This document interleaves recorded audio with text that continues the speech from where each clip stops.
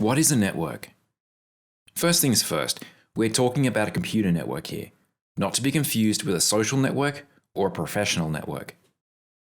Networks connect computers, printers, phones, tablets, and many other devices together to allow them to share resources and communicate electronically. You can access the internet on your phone because your phone is connected to a network.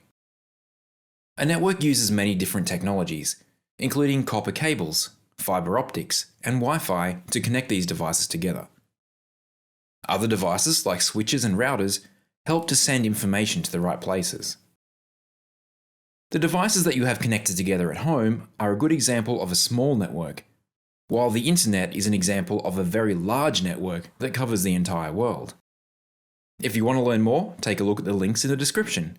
If you found this explanation useful, please leave a like so others can find it.